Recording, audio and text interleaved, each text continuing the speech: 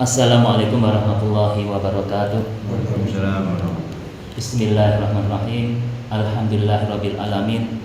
Wassalatu wassalamu ala asrofil anbiya'i wal mursalin sayyidina wa maulana Muhammadin wa ala alihi washabihi ajmain. Rabbi shrah li sadri wa yassir amri wahlul 'uqdatam min lisani yafqahu qawli. Amma ba'du. Kepada bapak-bapak jamaah salat duhur di Masjid Al Amanah Polsek Karas Polres Magetan yang sangat kami muliakan. Alhamdulillah kita masih ditolong oleh Allah sehingga bisa melaksanakan perintah Allah, yaitu sholat duhur berjamaah. Mudah-mudahan amal-amal ibadah kita diterima dan dikabulkan Allah Subhanahu wa taala. Amin ya rabbal alamin.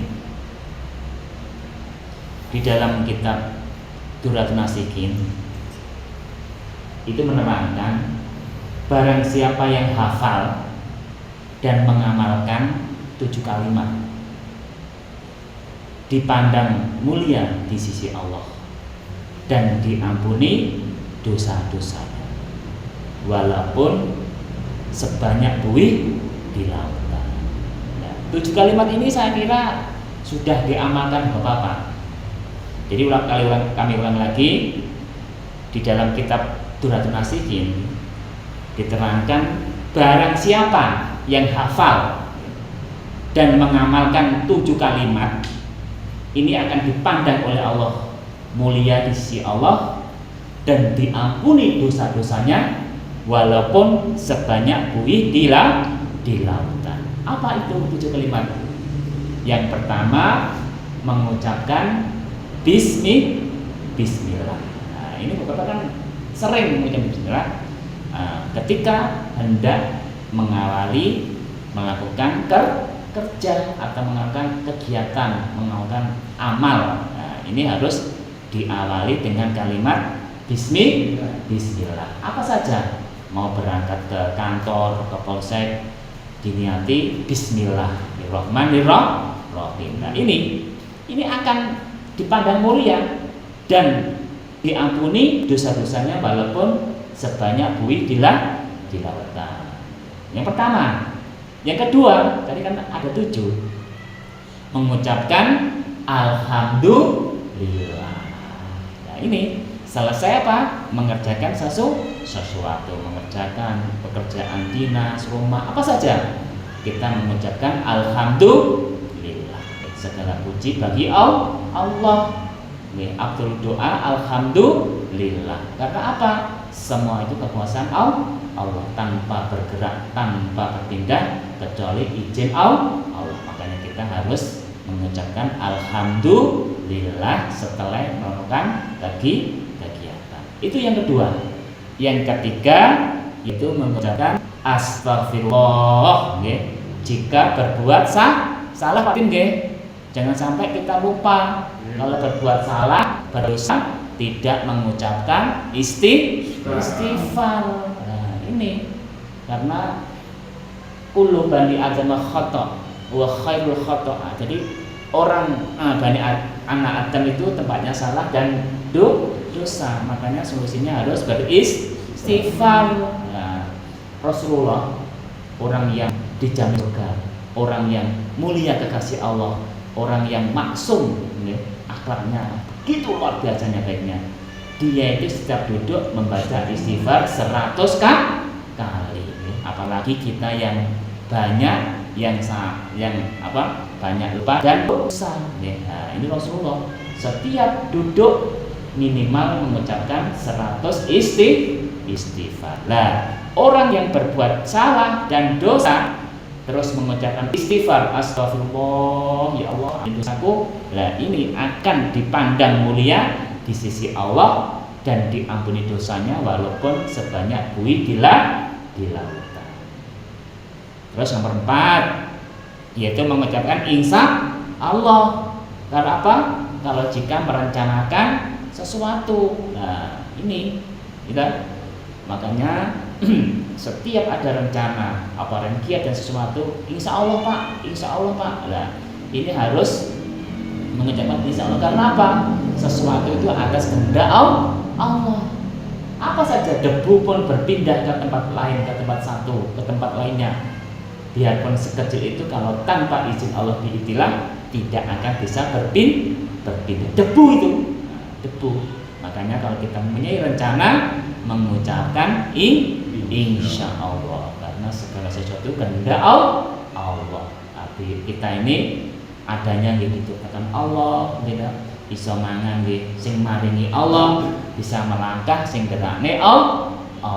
Kullu min indillah, semuanya itu berasal dari Allah. Makanya kalau ada rencana mengucapkan insya Allah, lah itu akan mulia dan diampuni dosa-dosanya. Terus yang kelima, mengucapkan la haula wala quwata illa billah, tiada daya dan kekuatan kecuali dari Allah jika menghadapi sesuatu yang tidak diinginkan, seperti kalau kita ada masalah ya, ada pekerjaan yang berat ya, pokoknya berat ya. Nah, makanya kita harus mengucapkan la haula wala quwata illa billah. Ada suatu kisah itu, sahabat Rasulullah itu ya, berperang ya. Namanya begitu hebatnya dasarnya. Dia hanya mengucapkan la haula wala quwata illa billah. Lawannya sudah hancur semuanya. Subhanallah. Karena memang betul kekuatan itu dari Allah. Kita tidak bisa apa-apa kecuali diberi kekuatan diizinkan oleh Allah. Itu yang kelima. Yang keenam, mengucapkan innalillahi wa inna ilaihi rajiun. Jika ada musibah ya, kita semuanya milik Allah. Kita tidak punya istri, anak, cucu, apa tidak punya. Semuanya itu milik Allah. Akan kembali kepada Allah. Makanya kalau ada musibah ya, kita ucapkan innalillahi wa inna ilaihi rajiun. Itu yang keenam. Yang ketujuh, yang terakhir ya, mengucapkan la haula wala quwata illa billah. Bila terjadi siang dan malam ya. La ilaha illallah. Itu ketika kita melihat kebesaran Allah, melihat pergantian siang dan malam. Allah bisa menjadikan siang terus sampai kiamat bisa. Allah bisa menjadikan malam terus sampai kiamat bisa. Makanya kita mengucapkan kalimat la ilaha illallah, tiada Tuhan selain Allah. Semua itu tidak ada, pada hakikatnya tidak ada gitu. Pari, jagung gitu, jahe, kita hakikatnya tidak ada. Adapun itu yang mengadakan Allah. Makanya kalau kita melihat pergantian siang dan malam bis samawati wal ardh, itu kita mengucapkan kalimat la ilaha illallah. Bapak-bapak yang memuliakan, itu kalimat, 7 kalimat yang kalau kita hafal, kalau kita itu mengamalkan, akan mulia di sisi Allah dan dosa-dosa kita diampuni. Kira-kira hafal Pak Titin tadi? Yang pertama apa Pak? Bismillah. Terus apa lagi Pak Titin? Alhamdulillah. Astagfirullah. Insyaallah. Innalillahi wa inna ilaihi rajiun. Nama terakhir la ilaha illallah. Alhamdulillah. Makanya kita harus menghafal dan mengamalkan ketika mengawali kegiatan bismillah gitu. Ketika selesai kegiatan alhamdulillah gitu. Ketika kita salah astagfirullah. Ketika kita ada rencana insya Allah ya. Ketika kita ada musibah yang mengakibatkan innalillahi wa inna ilaihi rajiun ya. Ketika kita ada siang malam mengucapkan kalimat la ilaha illallah. Nah itu kalau kita hafal dan mengamalkan, akan mulia mulianya bukan di raja, mulianya bukan dihadapkan suatu penguasa, tetapi mulianya kita di hadapan Allah dan diampuni dosa-dosanya. Iya. Ini yang terakhir katanya kayak saya itu, perkara sing besar itu dosa katanya itu.